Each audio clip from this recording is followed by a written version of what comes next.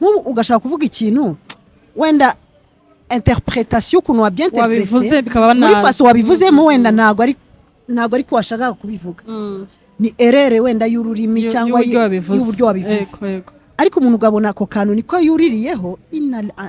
astaghfirullah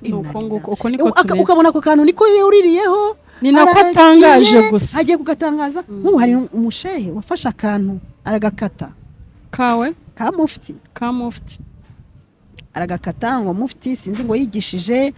ngo abasilamu ngo n'abakristo ngo ni bamwe ngo ibiki ariko mufti ngiye twarabivuganye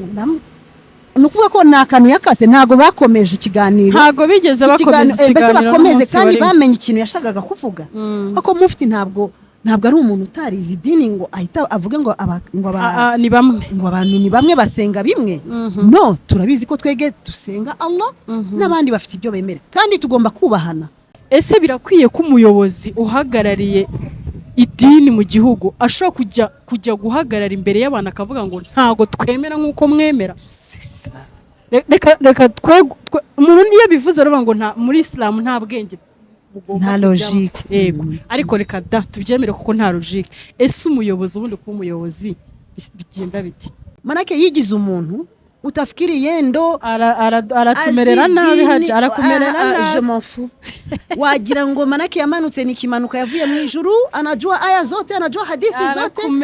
abashehe bose yarabapinze yabashize mu muriro abantu bose yabashize muri jahannam manake yendo ameongoka tu maskini Mwenyezi Mungu akuongoza ahubwo ari urimo ukaba wicaye hejuru y'imodoka ya shehe kuyifite ukagira ngo wicaye hejuru y'imodoka ya musaza wawe cyangwa ya papa wawe bagutereta kujya kuvuza induru ngo mwatandukana ngo ngo abashehe ni indaya mwese abantu mutazankubita da abonye nta mikino mu gifite. Assalamu alaikum wa rahmatullahi wa barakatuh. Umeze neza? Umeze neza alhamdulillah. Reka nongeremo ikaze abakunzi ba Salam Mutoni Show mbifuriza amahoro ya Nyagasani aho muri hose ku isi, aho muri hose Nyagasani abagirire neza. Murabona yuko noneho shanago muri bunkire kweri murimo kureba umuntu twicaranye Hajeti Jolie meze neza? Meze neza ikaze. Asante mukobwa wanjye ndagukunda kora akazi keza urakoze cyane. Uyu mumama yari umuntu nabonaga ariko nkatekereza nkavuga mana Nyagasani inshallah tuzahura, ariko wallahi nukuri uziko uyuremye ikintu nyine ukakiragiza Allah kiraba subhanallah nukuri kiraba kabisa ukavuga uti inshallah kandi ka inshallah abantu ntibakajye bakibagirwa ku bintu bari inshallah ni ikintu gikomeye cyane kuko kabone nubwo wabona nyine bimaze iminsi cyangwa se bikamara imyaka ntago narinzi yuko twakwicarana. Subhanallah utagatifu n'ubw'Imana nukuri kuko yajyaga akajya ahandi ahantu nkahangahe bakaganira nkabona yagiye yaje yafashije nkabona uraha nkongera nkabona uragiye n'ibyo nkabona kugufatisha nyine biragoye ntago biba byoroshye ariko alhamdulillah Allah yabishatse ko amen. Wakoze cyane rero uyu muntu rwose kubona akubwiye ati twicarane tuganire nukuri ngiye mbiha agaciro n'iby'agaciro kuba nzanye n'umuntu n'umuhajeti umumenyi umumenyi si cyane ariko umunyeshuri erega nta n'umumenyi tubaho twiga ubuzima bwo umusiramu hano ku isi abaho yiga kugeza ku mwuka wa nyuma hari tubaho twiga. Umusiramu ni inyanja ngari sinzi ko hari umuntu wakubita ku gatuza ngavuga ati ndabizi neza ko mbizi kandi Rasul sallallahu alaihi wasallam yaravugaga ko afite ubumenyi buke kuko ubumenyi ni Allah subhanahu wa ta'ala niwe wenyine abandi ni kudoya rero wumve umeze neza nakubwiye ngo bagutekera katanga wizi ntago bishaka kandi wasaraye umeze nabi oya amara bikora birashoboka ijwi rye ubusanzwe riba ryize cyane ariko amaze iminsi arwaye akagripe yasarayemo ukuntu ariko inshallah turagikora ikiganiro nta kibazo inshallah.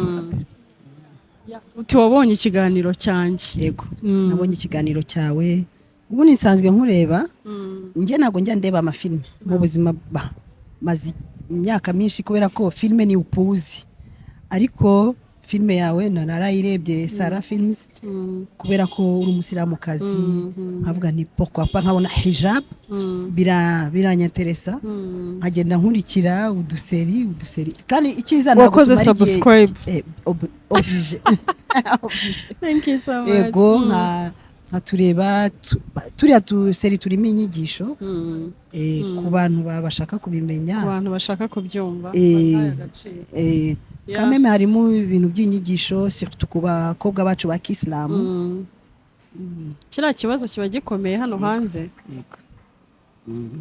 harya buriya neza n'icyaha buriya ntabwo wakunda umugabo mudahuje ukwemera ngo ugende akakubwira ati reka ngo ngendaguma ku idini ryawe nawe ugume ku iryawe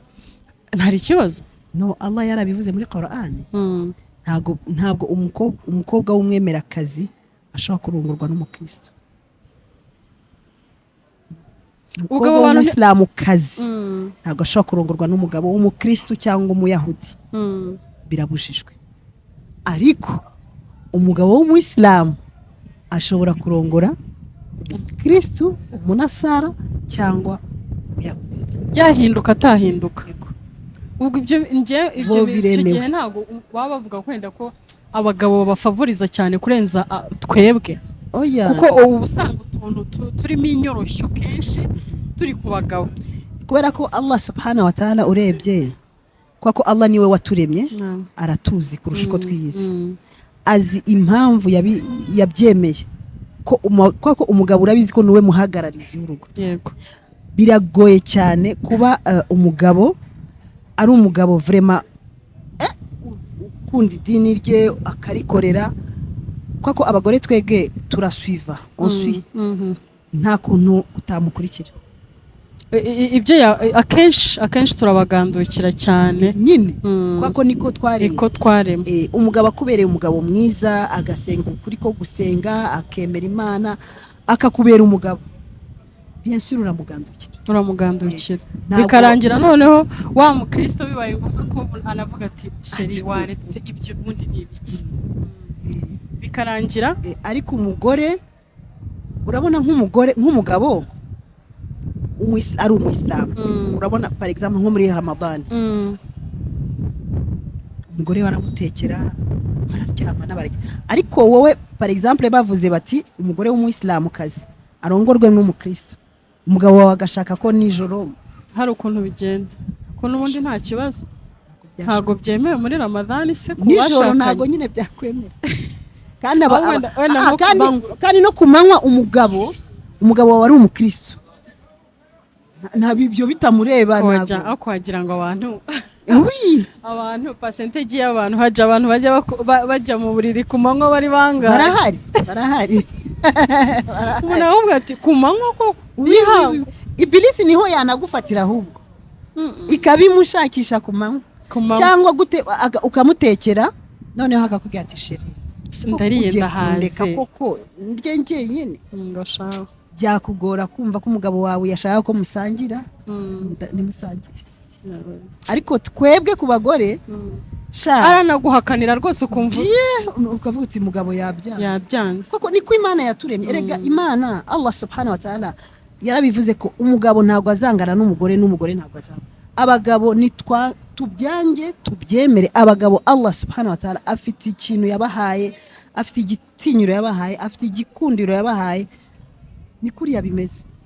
reba ukuntu umugabo aza akagusaba akagukura iwanyu ukunda papa wawe ukunda mama wawe ukunda abavandimwe bawe akagufata akakujyana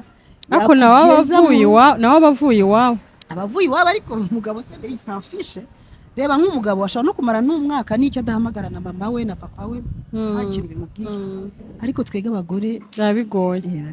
kuko twege turi akenshi we unasanga niba na mama wawe ufite amahirwe yo kuba umufite cyangwa umubyeyi nabaho bari bahangayitse sinzi impamvu uwo ku mukobwa bahangayitse cyane ahangayikiye umwana we kurenza umugabo ni kuriya Allah yaturemye kandi umenye ko Allah yadukuye mu rubavu rwa Adam kuvuga ko abo tubana nabo tuba twarabavuye mu mbavu zabo ko mbona zuzuye se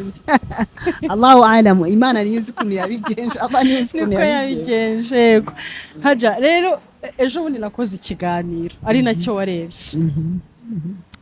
ndagikora ndicara hano ni hano narindi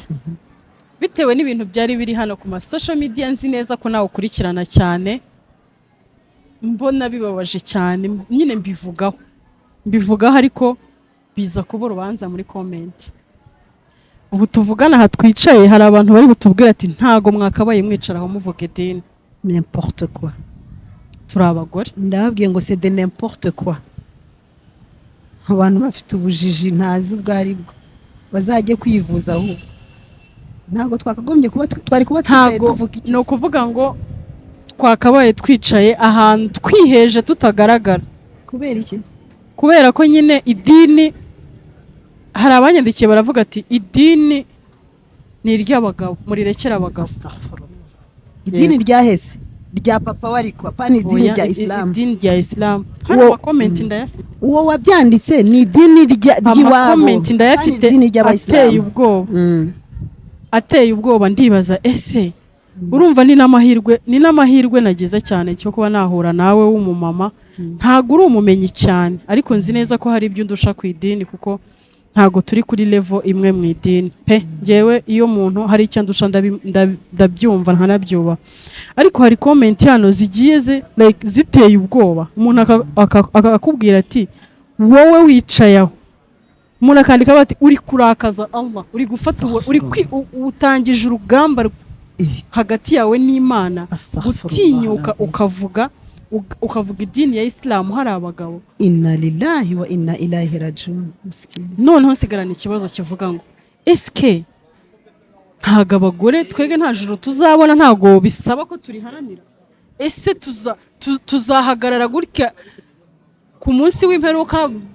mu ijuru nta by'iminzani ntibitureba ibintu byose ntibitureba twicare turya umuceri w'abagabo bahashye tunywa amata turya isombe tubyibuhe oya abantu ntibagende bajye kwiga ahubwo bamenye ibyo abo nibo bajye kwiga bamenye ibyo baba bavuga kandi uwo muntu ese bajye yashizeho nimero ze musomere nk'intuza comment imwe nyaboneka Sara amenye icyubahiro Islam yahaye abategarugori kandi umenye naho yabemereye kwigaragaza ndetse no kwigisha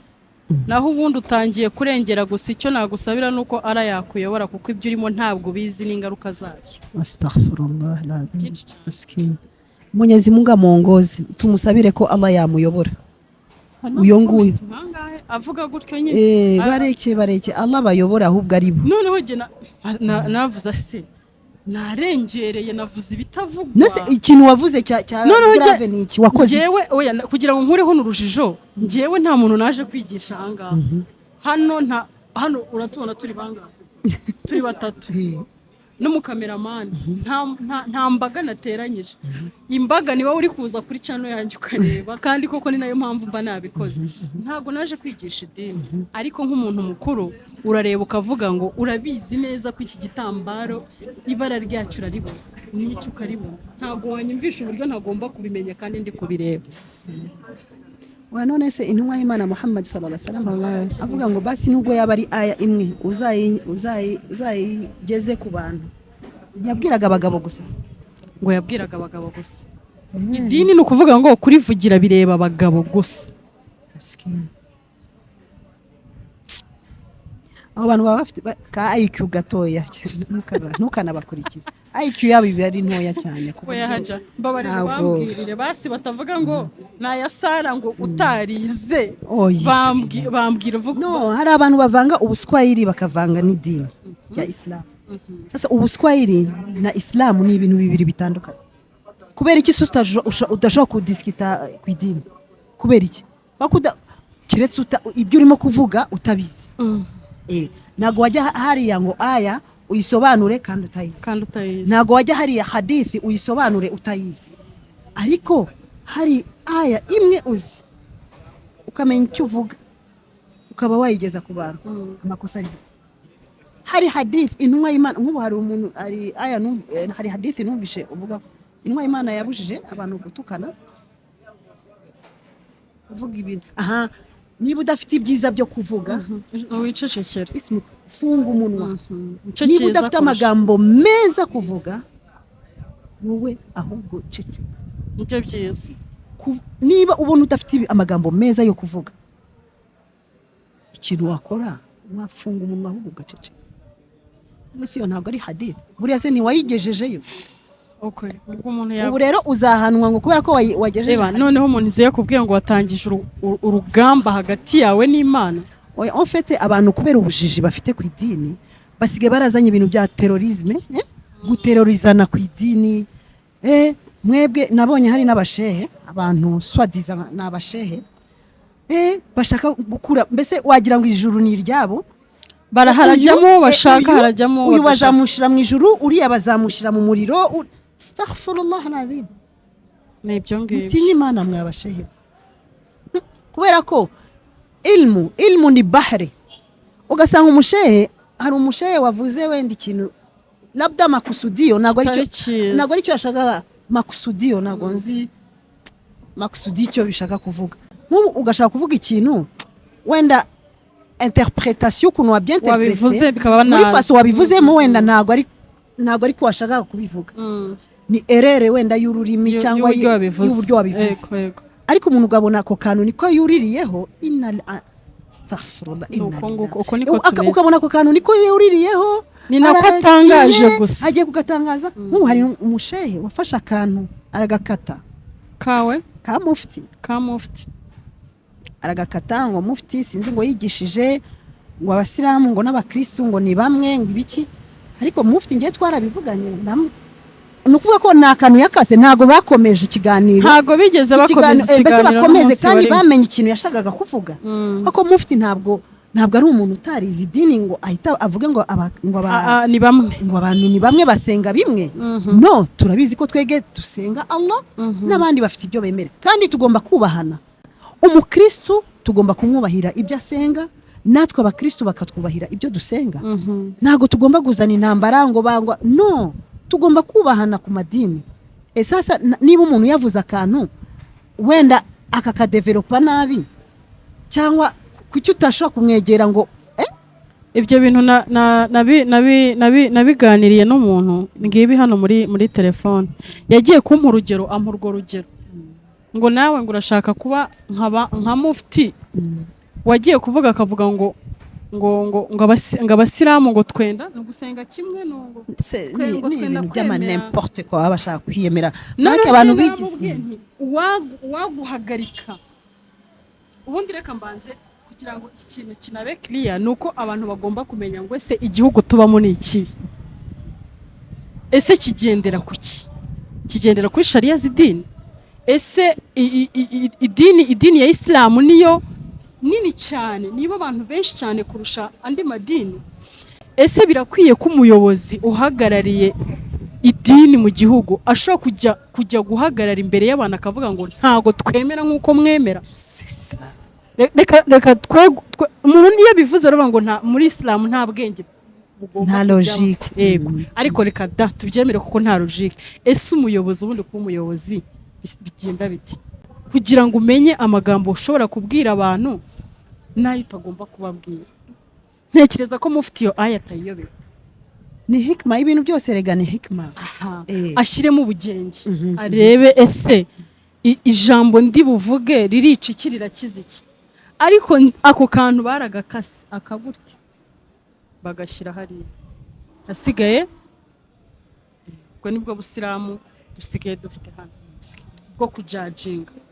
Wabivuze neza hano kuri social media, umuntu asigaye ajya mu muriro undi akajya mu ijuru. Oya, hari abasheka bisa hano mu Rwanda, hari n'undi uba sinzi hehe uyowe yigize umuntu wagira manake ngo ni umuntu manake utafikiri ni malaika mwenye alitokaga duni. Uyo mushehe uze kunshira kuri ntuza uje kumushiraho, manake yigize umuntu utafikiri yendo aratumerera nabi, haje arakumerera nabi. Je m'en fous. Wagira ngo manake yamanutse nikimanuka yavuye mu ijuru, anajua aya zote, anajua hadithi zote. Abashehe bose yarabapinze, yabashize mu muriro, abantu bose yabashize muri jahannam. Manake yendo ameongoka tu, maskini. Mwenyezi Mungu akuongoza, ahubwo ari afite arrogance cyane. Arrogance uzi cyari cyo. Nge hari n'abashehe navugishe nawe, ariko suriya muntu ya mushehe ubu navuga ukuntu hazi kama ni lugha wapi si hata inzi niba ari n'umunyarwanda aragukubita ahubwo niba ari umunyarwanda aho waje atakimara nuko niko abantu basigaye umuntu deja nta adabu nta n'icyubahiro afite guhagarara kuri social media agatuka mufti w'igihugu ngo arimo kwigisha abayisilamu ese uri burimo kwigisha ikiharya buri wabanje gukiga ikinyabupfura bazabanze bakwigisha ikinyabupfura mbere yo kujya imbere yo kwigisha amagambo y'Imana kubera ko ubuyisilamu ni yigishaga ngo nge noneho nge ubuyisilamu ni khuluq ni umuco ufite uwuhe muco wowe ugenda hariya ukanyanyasa we nguri akanamuvuga no mu mazina astaghfirullah inna lillahi wa inna ilaihi raji'un nguri umumenyi wowe uri umumenyi ukangurira abayisilamu kugumuka gusuzugura umuyobozi wabo ubizi sahano la hawla wala quwwata Maraki yaciyemo baciyemo abayisilamu kubiri Maraki yavuze abantu baraplodisa bakoma amashyi kandi aho kugira ngo ahubwo se abandi bashehe bo bari hehe biriya bintu barimo kuvuga toute façon ubuyobozi buva kwa Allah subhanahu wa ta'ala Allah niwe utanga ubuyobozi ntabwo petetre mwashakaga ko uyu muyobozi urimo kuyobora ari uyobora ariko Allah amemkadiria kabisa amemkadiria niwe yamutoye muhari kuki Allah atabagize naye ndimo mbaza ikibazo n'abantu basi mwazicaye mukitoramo uwo mubona wabakorera ibyiza mukamushyira hari ariko nyamana ntabyo mwakora noneho ibaza umuntu si umuyobozi Abayisilamu nta n'abayobozi bagira none se hari komenti yambabaje ni umukristo wayitanze aravuga ati kera ngewe nari nzi ko Islam niko yanditse muri komenti y'ikiganiro Islam na Katolike bari mu bantu bajyaga bakemura ibintu byabo ku buryo ku mbuga nkoranyambaga habaga handi madini ariko ayo madini abiri tajya gupfa kubabona bari hasi no hejuru sibyo ariko izi saha Katolike ni isigaye itari muri ubu bucafu ariko idini ya Islam abantu barayinjiriye ariko nibyo nandi bambwira abantu biri guterwa ni YouTube kubera ko twese turi gushaka gukorera amafaranga kandi mu gushaka gukorera amafaranga haja ngewe ndagirana nawe ikibazo cyangwa wageneye ikibazo n'umugabo wawe sibyo wagira inama umushehe wamugisha inama ahubwo ati ngwino bivuge ngwino wicare hano kwanza uvuga ukuntu byagenze uvuga uko byatangiye aho iyo niyo dawa turiho ubu ngubu ibazi iyo dawa maskini ibazi iyo dawa umugabo muzima hari ikiganiro nabonye umuntu w'umugabo muzima ufite abana umuntu akamuha kamera akaza kuvuga ako mu Busilamu bundi birabujijwe ntago twemewe niba haje ikibazo umva kote zose zibiri ntukumve kote imwe gusa umva uyu nguyu wongere wumve n'uyu nguyu bako uyu nguyu ashobora kuba arimo kubeshya ese wabwirwa n'iki uyu nguyu nshobora gusiga nkubise umuntu nkamena amazi ngiye nkahita nzaniriza sibyo wabibwirwa n'iki ko atari nge wamutangiye nkuriya mugabo yaje kuri social media arimo kwiriza abanerega baranarira ngiye numvishe binteye agahinda agashiramo n'abana agashiramo n'iki ese noneho wumve n'ikintu cyambabaje ngo kadhi ngo nta kintu yakoze ngo umugore ngo hulu kadhi se yategeka umuntu umugore niba atagushaka kadhi yamutegeka ngo agukunde bashareka nkubwiza ukuri nanjye kadhi se yakora mbabarire simvuga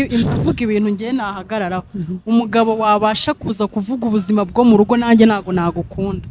nushaka na shewa nago byavamo umugabo ubundi ibyo bintu byari iby'abagore ukagiye ukaza umugabo yananiye ibyo byari ibyacu rwose ariko umugabo uza kuvuga ko twaryamye akavuga uko twariye akavuga uko yafuza amasuve y'umudamu we can you imagine nafuza amasuve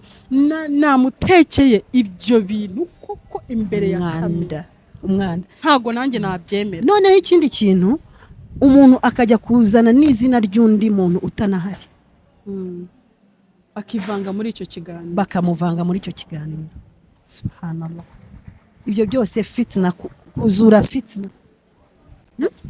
umuntu niba munafitanye ibibazo byanyu personnel mwashatse uburyo mwabikemuriye hariya ariko kuki mubizana mukavanga amadosiye n'amadosiye mukayavanga kuri social media kandi ngo turi muri dawa iyo ngo ni dawa iyo ni dawa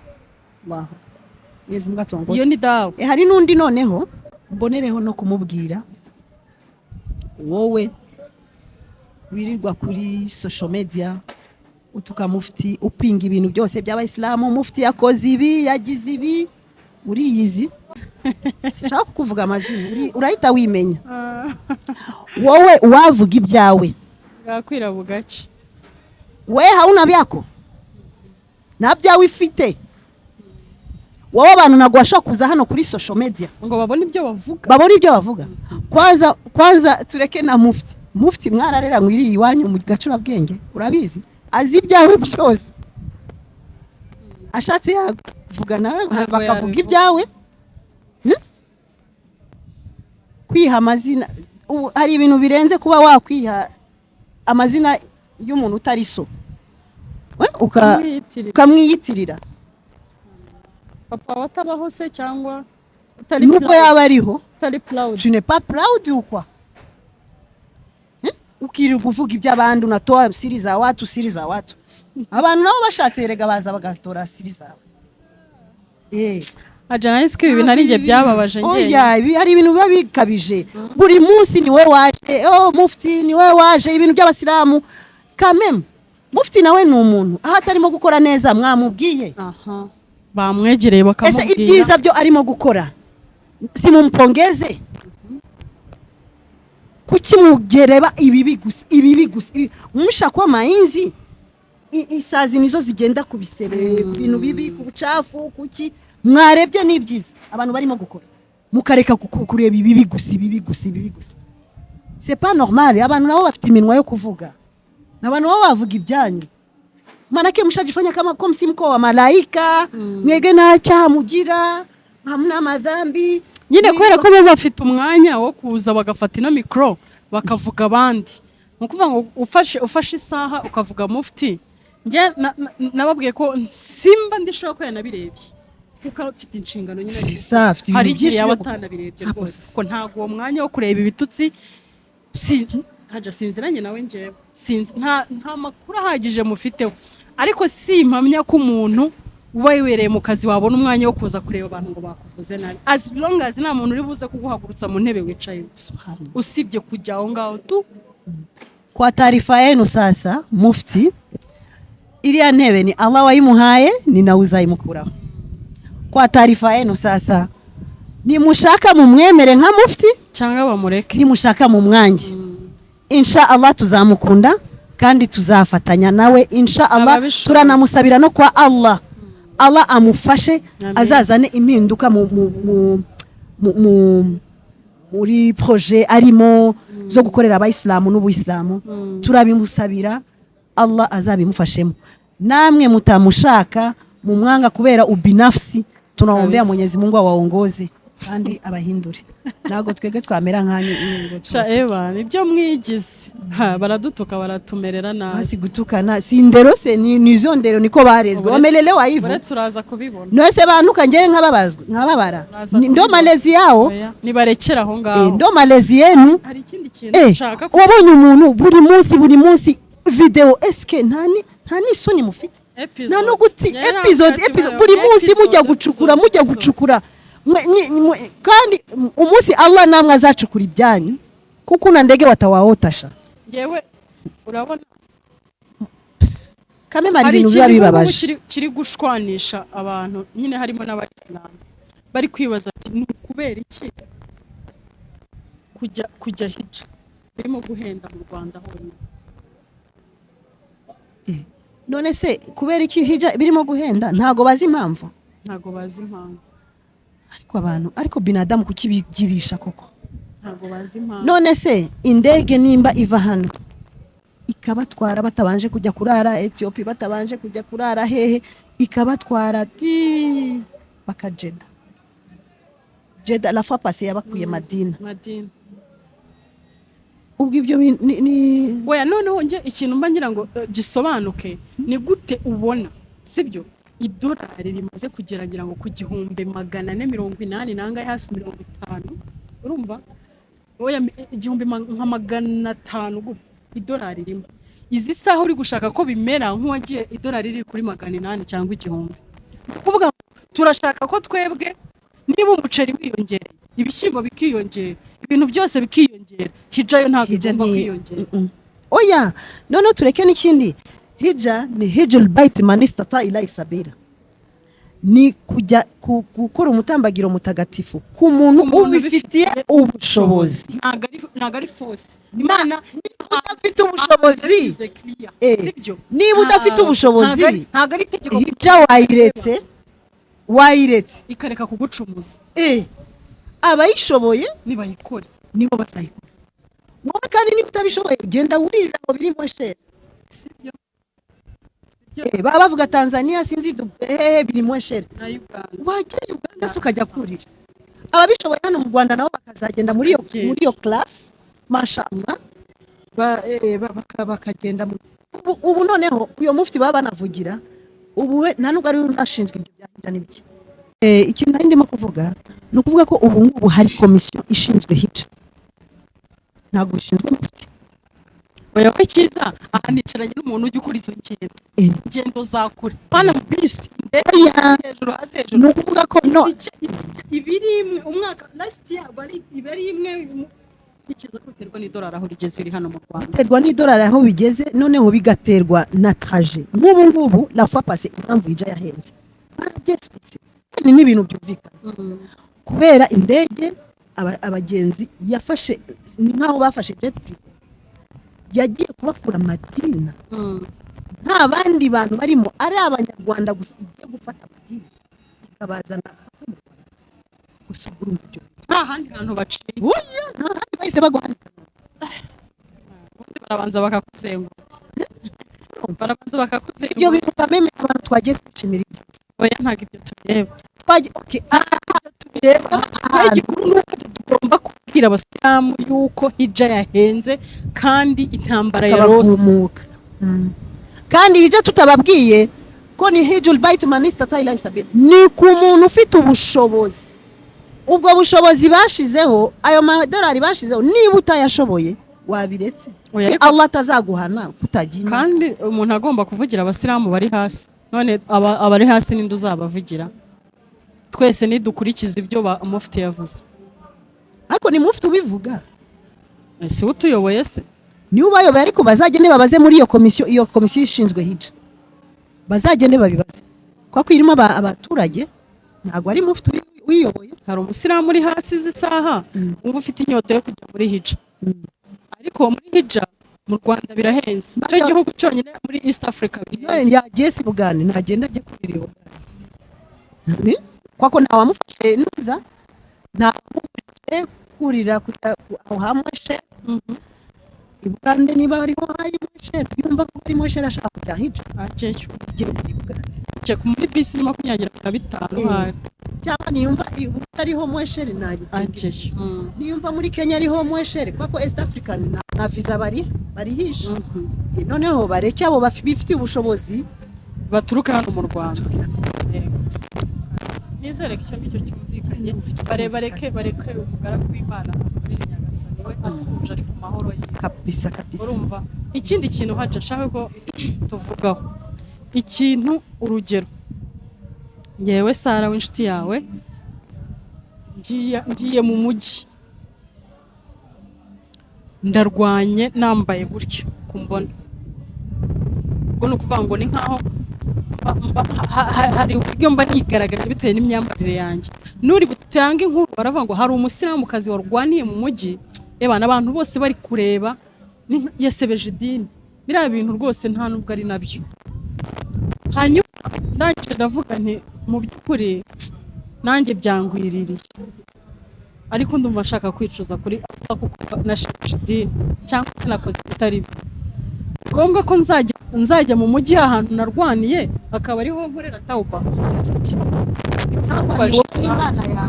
tawuba ni wowe n'Imana yawe ntabwo ugomba kujya kwitangaza nose twege dutanga penetesiya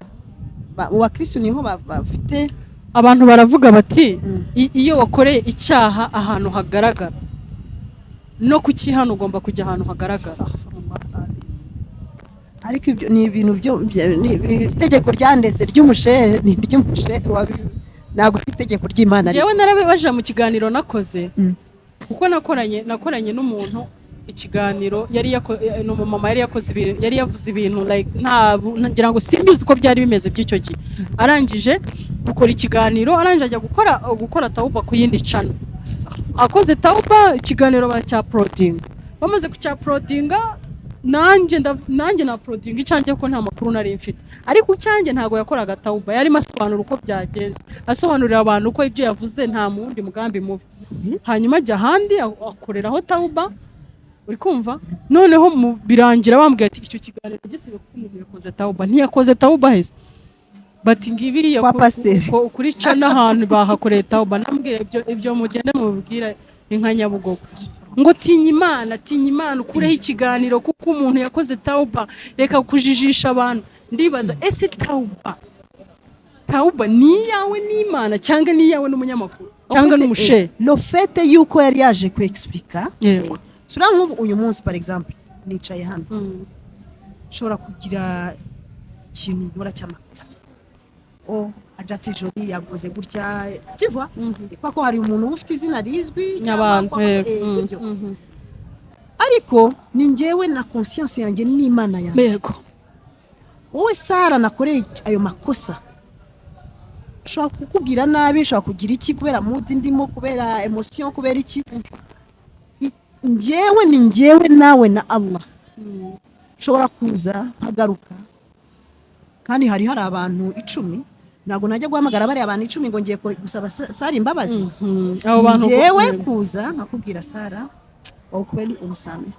nimefanya makosa, nagukoshereje gutya na gutya, kambabarira cyangwa ukanga kumbabarira n'uburenganzira. Ariko njyewe Allah arabibona ko wasabye imbabazi. Ntabwo rero ngiri ngoma ngo nongere njye kubwira baba ahandi wari wicaye ngo rero sasa cyagiye nicara ntabwo byari sawa, ibyo bintu ni mubikura ko hari ahandi nicaye. Njye nagira ngo abantu be kwitiranya izi saha, niba njyewe nagiye gukora tauba nkajya kuri channel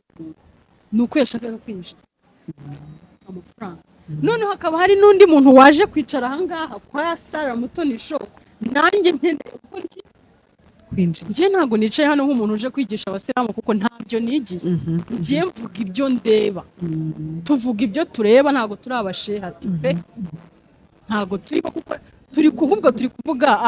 ababizi, abasobanukiwe, ariko usanga batari gukora ibintu bisobanutse. Umuntu akazaga akubwira ngo ibi ngibi bikureho niba utinya Imana. Ntakajya hagira umuntu niba hari umuntu ubuze Imana ye, umuntu abazi Imana ye mu mutima ubizi ko hari imbago bakora. Iyo nje kuza nkubwira ngo haje gutinya Imana mukuri ko kutinya, tinya umunsi w'imperuka, ibyo urabiyobeye ko ugomba kubitinya. Izi sanda kwigisha gutinya Imana koko hari ukuntu ushobora gukora kubikora like nko kunkanga. Ikintu ushaka kubwira Sara, umuntu ashobora gukora amakosa, abantu abashehe abamenyi bakaguha nasiha. Nk'umuntu urugero nk'umwaka kuri shene ushobora kuvuga ibintu nkabya nkagira iki, tukana nkagira iki, nk'umushehe akamagara ati warengereye. Biriya muntu koko navuze njye nagaruka no kuri shene abishatse. Hari umuntu ushobora kubishaka akavuga ati bana waragiye uransebya ahantu, uramvuga, urambeshyera. Nta muntu wigeze n'urugero waramvuze, uransebya, urambeshyera, uragira iki. Rero ushaka no kongera hari ubisebye, bimva ko jewe nshatse no vuga narakuhejeje, naragusabye imbabazi, mbira kama unataka nije kule sindabifanya, uzanshira mu ijuru ryawe cyangwa unshire mu muriro. Bako hari abantu ibintu byo muri iminsi byose ni bitu ya kujionesha moi bateki wowe wavuze urinde ngo ngenda avuze, manake bisigaye biteye nimba n'agahinda kumva ko umushe, manake c'est comme si ni ufite dernièrement hano mu Rwanda ni uvuga ikagerayo, manake niwe bose agomba kuvuga bakumva. Kandi aya na hadithi umushehe ntago yize ibindi bintu byatari bidasanzwe nk'iby'abandi ariko niki nuko abantu hariho abantu baba bafitemo akantu ka kiburi atazi neza ko ayifite nyamara ukaba uyifite satani ikabiguteza kiburi mu buryo bumwe cyangwa ubundi wowe ahubwo ukajya wumva uri mu nzira yayo uwo mushehe niwe nari ndimo kuvuga afite orgueil yaramurenze ku buryo wagira ngo idini nirye niuzi aya zose niuzi hadithi niuzi subhanallah ibilisi yarakugendereye wowe ibilisi niyo yakugendereye kumva ko manake ni wowe ufite kauli ya nyuma muri uru Rwanda ni wowe ufite kauli ya nyuma ni wowe ufite dernier mot abandi bose baravuga ni wowe ugomba kuza kurangiza buriya wenda si uko abarusha ubumenyi cyane kuko afite ubumenyi kurusha abandi ibyo ndi kwibaza wenda ntekereza yuko hari ukuntu usanga kurusha abantu ubumenyi cyane ntabwo bavuga ngo bigere aho bigera ariko igihe hari uburyo mvuga nureba rero burya umuntu ufite ubumenyi nta nubwo amenya ko afite ubumenyi ni nk'umuntu ufite ubwenge ntabwo amenya ko afite ubwenge usibye ibyo ukora nibyo bitwereka ko ufite ubwenge ni natwe tubikubwira ariko wowe kwicara ngo njye ubwenge ni nk'umuntu uvuga ngo afite amafaranga ntabwo yavuga ibikorwa urimo gukora nibyo bigaragaza ko ufite amafaranga nawe iyo muba tupreta ko ufite irimo kurusha abandi irimo yawe irimo ijyana n'ibikorwa turimo gukora twe twicara tukajija tukavuga mashallah nk'ubu nyacu muri Belgique ufite abashehe mashallah twitwa Sheikh Ali Sheikh Seleman n'abandi bashehe mashallah Allahumma barik n'abashehe batuje n'abashehe bafite irimo wamepindukia ariko ntago ari abantu bikubita ku gatuza n'abantu batwegera bakanavuga banacishije bugufi wese ka isaje yo kuba bazamura ijwi koko nabo hari igihe babikora koko salama hagiye yabikoraga kuri member ariko nta orgueil irimo batarimo kwerekana ko barusha abandi muri Belgique n'abantu n'abamenyi bakomeye ariko ntabwo babigize abantu batari ngo tubatinye tugire iki binjiza abantu mu muriro babakure mu muriro no burya haja wabwira iki societe yacu hano mu Rwanda y'abasilamu societe yacu mu Rwanda kuko tekereza ko iki kibazo gisa ari twe gusa nk'abagifite gusa kenshi iki kibazo kiri mu Rwanda ofete nureba mu bindi bihugu duturanye nta muntu utinyuka ngo ajye hariya kuri social media ajye kwandagaza umuntu mufti nashaka wenda umushehe mugenzi niba abonye akantu gatuma anyerera gato alhamdulillah sinjye wahera ibaze kandi none se reka mbabwize ukuri tutaretse kurya ruswa hari umushehe hano mu Rwanda waje yigisha ubusilamu ngeraho nkajya avuga nti ndumva ndi proud yo kuba ubusilamu ukaganira n'umukristo akakubwira ati mva mubwize ukuri uriya mugabo arigisha nubwo ntaba umusilamu ariko nibura nkicara nkaganira nawe ari uburyo burakwigisha hariho ubumenyi ako hakabaho n'impano y'uko Imana yakwihereye iyo mpano yo kubwira abantu pe ukabakomveka bakumva pe bacita twema tuvuga umva cita yiyambarira ikaza avuga ati umva saa tugiye kujya gusari mu kanya hari uburyo yagiye aganira n'abantu akakubwira ati giye Silamu yego ako ndabakunda cyane ndabera inyigisho z'uwo mushehe yageza ku bantu ukuri ariko kubamwangishije ukuntu bamwangishije abantu bose urumva bamushinze bizi saha Allah azamurwanirira wallahi ariko abantu tuba twibagiza aya muri Qur'an zirahari kuko Allah wenyine ibyo byonyine Allah aratubwira wala tajassasu ntugaperereze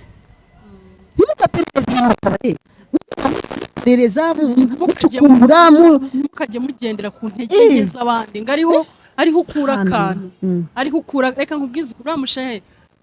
azongera yigisha no inshallah zongera yigisha zongera abwira abantu arimo nibaza se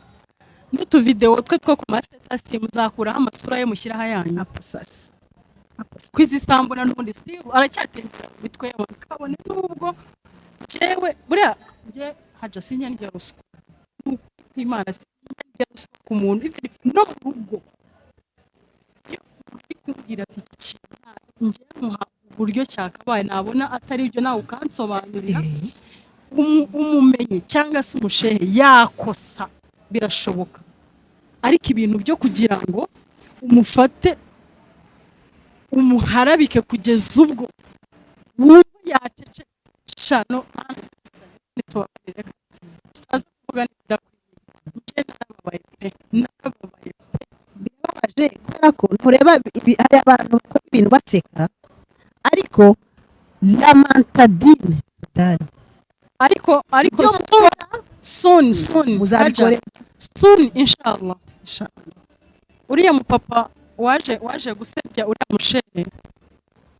hari indi sayidi nayizazi gatanga kuri kwayo inshallah soon hari indi sayidi izaza nayo igatanga ukuri kwayo ntekereza yuko umuntu iyo yicaye akavuga ati nakoze ibi kere kuri kubikorera umuntu utagira ubwenge cyangwa w'umusazi nta mugabo ufata neza umugore ngo umugore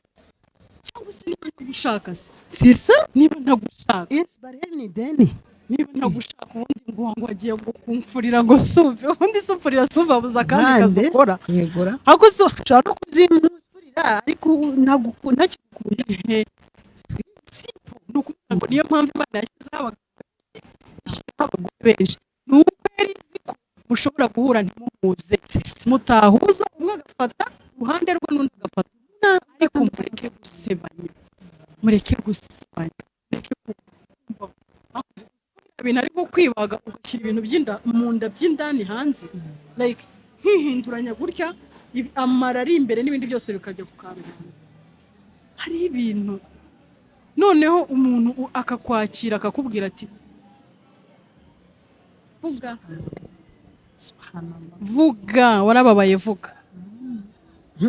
iyi ni duniya irazunguruka warababaye vuga isi irazunguruka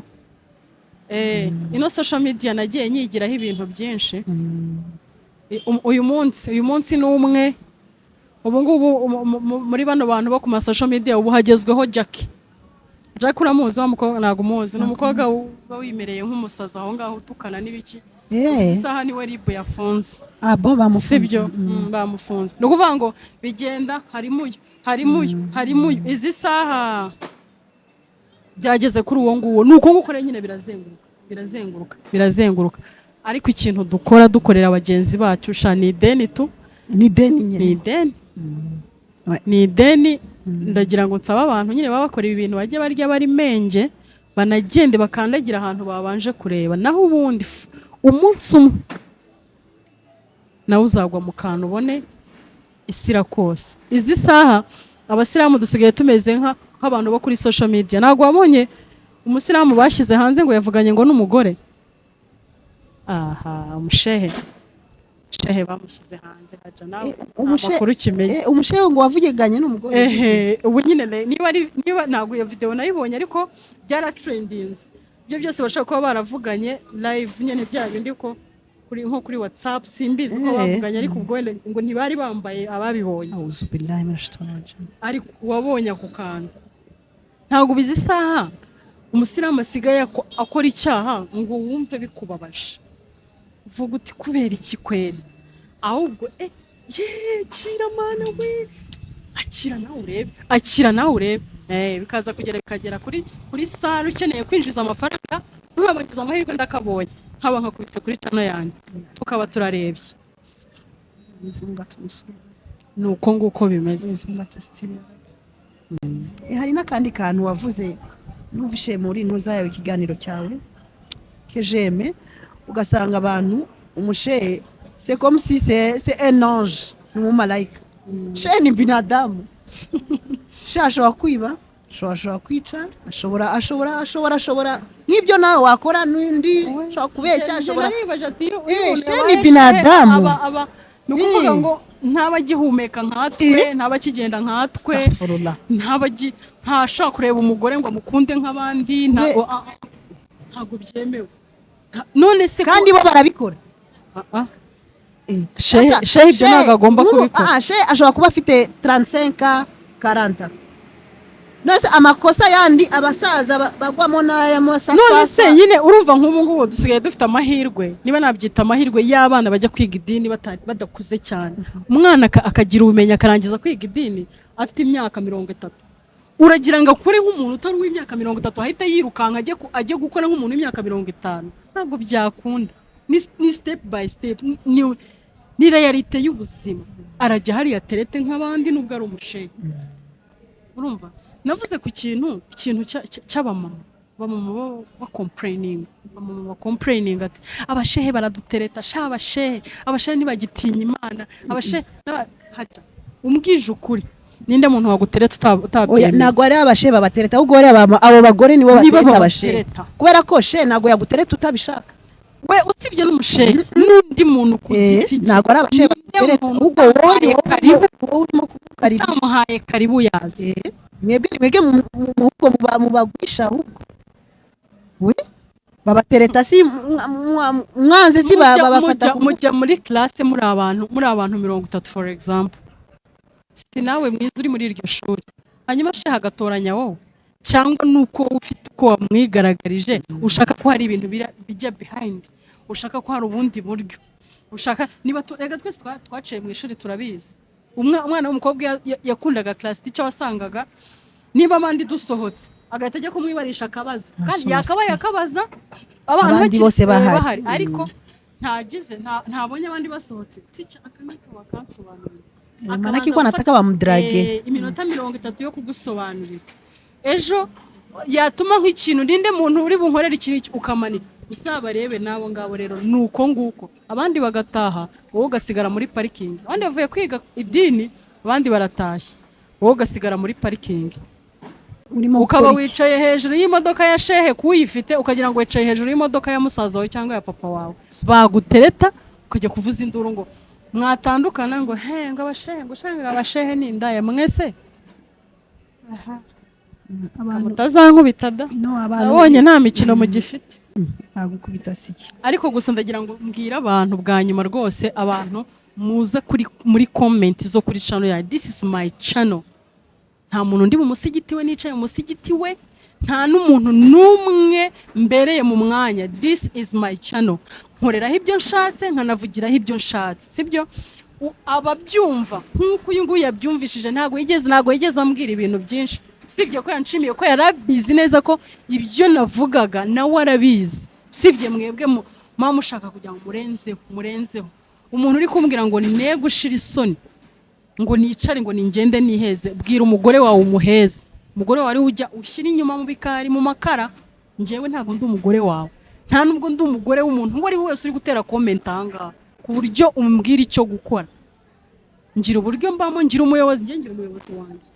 umuyobozi wanjye ambwiye ati no, numva no. Ayimbwira rimwe nkayumva kabiri. Sibyo? Niba nicahanga bisobanuye ko nafashe imodoka nkashyiramo essence nkaza, kandi aho bifite aho byavuye. Atabyemeye rero ntago naza hano haje. Nukuri ntago wambona. Even nubwo nambwangiye kubona na haje ati avuga ati no. Wala kandi wamwumvira. Nta negociation aho ngayo kuvuga ngo ngasubwo urumva nakurebye oya. Nziko ari we muntu ushaka kunyifuriza ibintu byiza kwenza abandi bantu. Sibyo? Rero nkeneye ko mubwira ngo ujye kwiheza. Heza cyangwa se we mumbwira we wiheze birakureba. Umuntu yakubwira ngo wiheze, utatutse umuntu akaza akagutuka mu comment, ubwo wowe wiheje iki? Oya biba bigaragaza rega bari bo. Saka surebe ibintu ngiye umuntu muri comment ngo bikamubaza ngo ufite ubuhe burenganzira bwo kuza kuvuga idini? Kuza kuvuga idini ni rya papa wawe. Ubu ni ubwoko ndimo kuvuga, kuze ku bwoko bwanyu. Idini rya Nyagasani, idini rya isi yose n'ibiremwa byayo, kandi muri ibyo biremwa ndimo. Noneho musashaka hano mujya kundega. oya abaza kukurebera iki wowe Sara n'ubwa mbere nabona umugore yicaye imbere ya kamera ari kuvuga idini ni iry'abagabo ntuzongere kurivuga ni iry'abagabo umva nkubwire uzi ko namusubije namubwiye ahubwo ntukajye ureba kuri Sara Mutoni show gusa jya uhinduranya urebe no ku mpande